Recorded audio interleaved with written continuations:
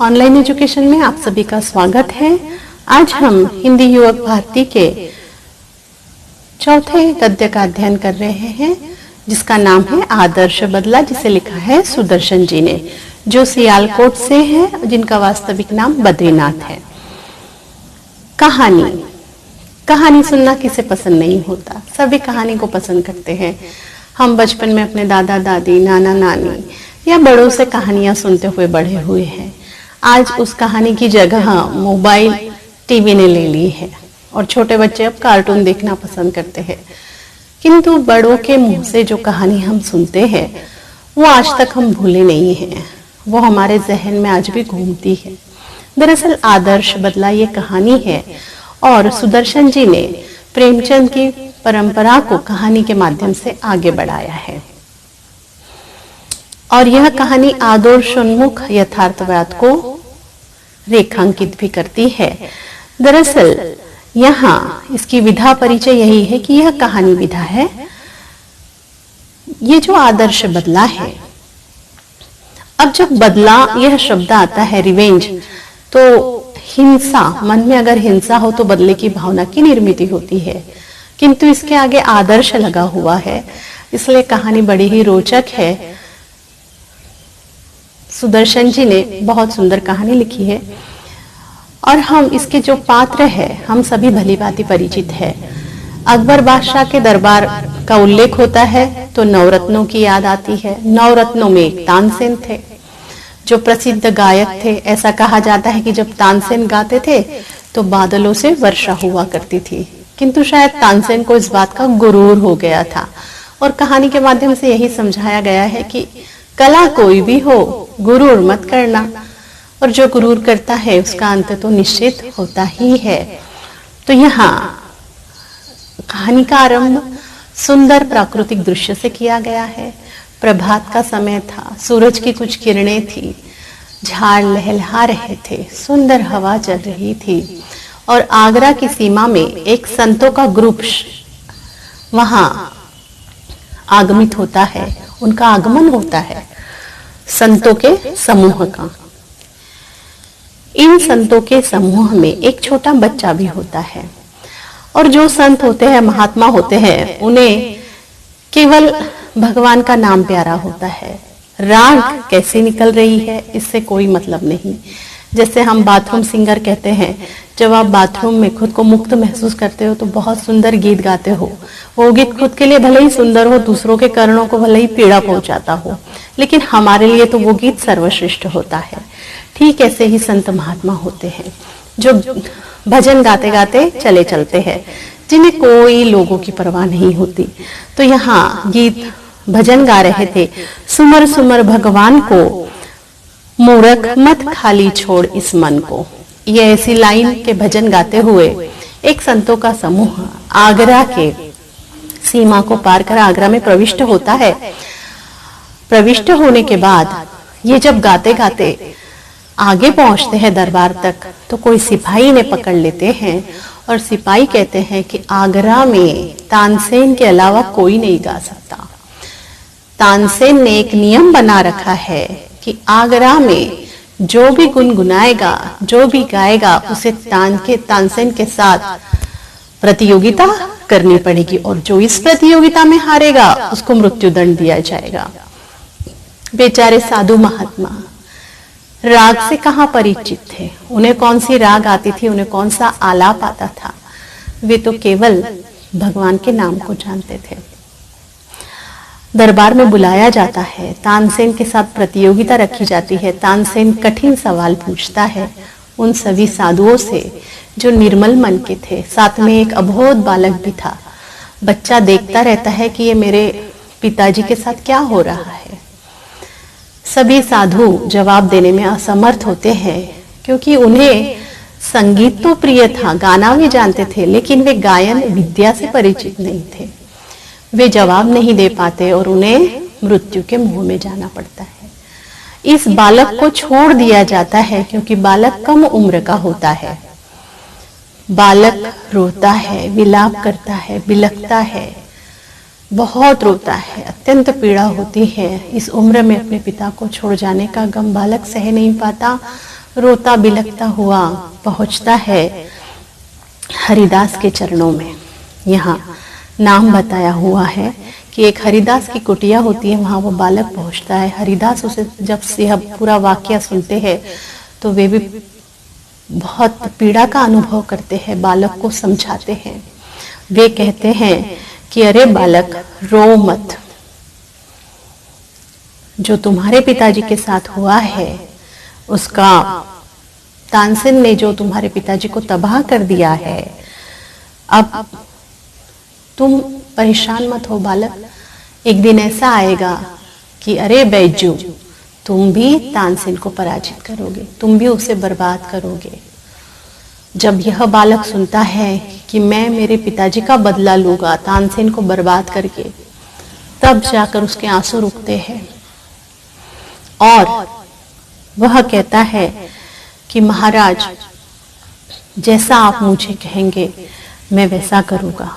हरिदास कहते हैं कि बेटा शांति रखो। साथ ही वे कहते हैं कि मैं एक ऐसा हथियार तुम्हें दूंगा कि जो तुम्हारे पिता के मौत का बदला लेगा। अब तानसेन का बदला, यह जो शब्द होता है, यही उस बालक को, उस बैजू को जीने के लिए प्रेरणा देता है। और बैजू हरिदास से शिक्षा और दीक्षा लेते हैं संगीत की। रोज रियाज करता है बैजू, रोज जैसा उनके गुरु कहते हैं वैसे ही घंटों रियाज करता है। और एक समय ऐसा आता है 12 वर्षों में कि अब बैजू पूरे संगीत विद्या में पारंगत हो जाता है। कितने वर्षों में? 12 वर्षों में। और जब हरिदास सुनते हैं कि अब 12 वर्षों में बैजू पूरी तरह संगीत को रोम रोम में बसा चुका है, तब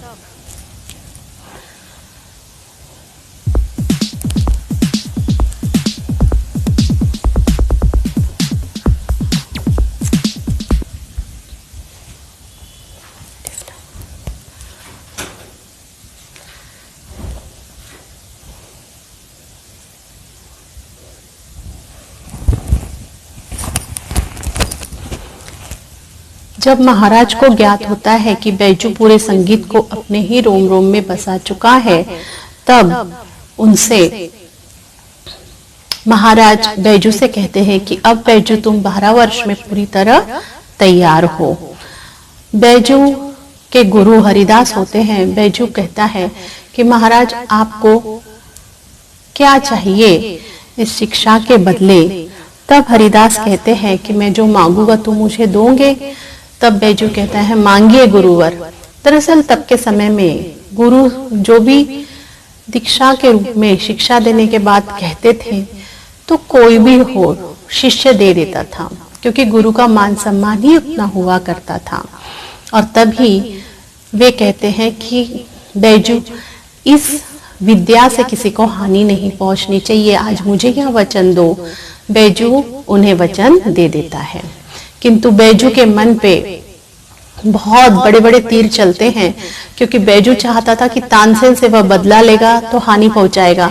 किंतु जब उनके गुरु यह कहते हैं कि इस विद्या से किसी को हानि नहीं पहुंचना चाहिए, तब बैजू परेशान हो जाता है। 12 वर्ष बीत जाते हैं। बैजू अब जवान हो जाता है। जो अबोध बालक है वह जवान हो जाता है। जो लोग थे उस समय 12 वर्ष पहले, अब उनके बाल सफेद हो गए हैं, वातावरण बदल चुका है, किंतु आगरा वही है। आगरा की सीमा में बैजू गाना गाता हुआ जाता है। बैजू का गाना इतना सुंदर होता है, इतना प्रभावित करता है सबको कि सारे आगरा के सैनिक बैजू के पीछे पीछे चले जाते हैं।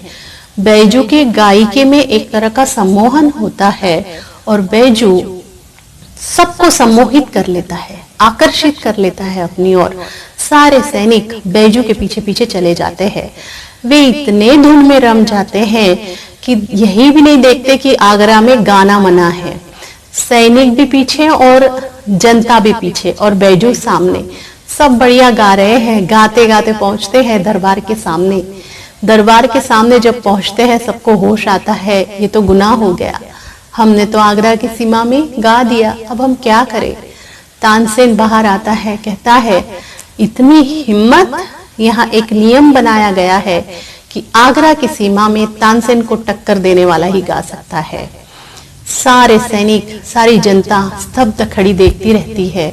बैजू सामने आता है, वह कहता है कि मैं गाने के लिए तैयार हूं, तानसेन तुमसे मैं प्रतियोगिता करूंगा। तानसेन कहता है, अरे मूर्ख, तुम मुझसे प्रतियोगिता करोगे? आपस में विवाद होता है। दूसरे दिन का प्रतियोगिता का समय तय किया जाता है। एक और बैजू बैठता है, एक और तानसेन बैठता है। सामने दरबार में अकबर राजा बैठते हैं। प्रतियोगिता आरंभ होने वाली रहती है। सारे लोग स्तब्ध होकर देखते हैं। सारे लोगों को पता है कि अब तक तो हमने जुगनू की रोशनी देखी है, आज सूर्य की रोशनी देखने मिलेगी। कई सालों से वे तानसेन को सुनते आ रहे थे, किंतु इस बार उन्होंने बैजू को सुना था और सबको समझ चुका था कि बैजू सूर्य की भांति है, जिसकी चमक सब तक पहुंचने वाली है। तानसेन अपने राग का आलाप शुरू करते हैं और बैजू अपनी सितार के साथ अपना आलाप शुरू करता है। कई घंटों तक दोनों में प्रतियोगिता शुरू रहती है। तानसेन के साथ जब बैजू अपने राग का आलाप लेता है, सारे लोग सुनकर अवाक रह जाते हैं। तभी वहां जो भी पशु पक्षी आसपास के जंगल में जब बैजू की आवाज जाती है तो हिरण तक भाग कर आ जाते हैं मोहित होकर। बैजू अपने गले की माला निकाल के हिरण के गले में डाल देता है। अकबर भी यह देखकर प्रभावित हो जाते हैं और सारे लोग बैजू को देखकर वाहवाही करने लगते हैं। तानसेन के मन में तकलीफ उत्पन्न होती है कि बैजू इतना अच्छा कैसे गा रहा है। तानसेन कहता है कि एक बार और वही हिरण को बुलाकर बताओ तो मैं मानूं तुम पारंगत हो। बैजू की उंगलियां लहूलुहान हो जाती है सितार बजाते बजाते। सारे हिरण जिनके गले में मालाएं हैं वे फिर से आते हैं हुदकते हुए और बैजू के पास कुछ पल खड़े रह के भागते हैं। सब लोग महाराज देखते रह जाते हैं। सभी आश्चर्यचकित होते हैं और यहाँ तानसेन को अपनी हार स्वीकार करनी पड़ती है और तानसेन समझ जाता है कि अब मेरी मृत्यु निकट है। तानसेन बैजू के चरणों में गिर जाता है कि बैजू मुझे मृत्यु मत दो। बैजू कहता है, मैंने तुम्हें दान दिया, जीवन दान दिया। आज से 12 वर्ष पूर्व तुमने एक अबोध बालक को जीवन दान दिया था क्योंकि वह बालक था, किंतु आज मैं तुम्हें जीवन दान देता हूँ और तुम्हारे एहसान का बदला चुका देता हूँ। यही आदर्श बदला है छात्रों। बदले की भावना तो मन में होनी चाहिए, किंतु उसमें हिंसा नहीं होना चाहिए। यह कहानी हमें यही सीख देती है। यही सुदर्शन जी हमें समझाना चाहते हैं कि हिंसा तो है, किंतु उसमें बदला तो है, उसमें नुकसान नहीं है। अर्थात बैजू बदला तो तानसेन से लेता है, लेकिन आदर्श बदला लेता है। तो इस प्रकार यह रोचक कहानी आपको कैसी लगी, आप शेयर कीजिए, सब्सक्राइब कीजिए। इससे संबंधित कुछ प्रश्न हैं जो आपको स्लाइड के रूप में अभी दिए गए हैं और कहानी संक्षिप्त रूप से आपको यहाँ बता दी गई है। तो छात्रों, सब्सक्राइब करना ना भूलिए। धन्यवाद। कठिन शब्द भी आपको स्लाइड के माध्यम से समझा दिए गए हैं। धन्यवाद।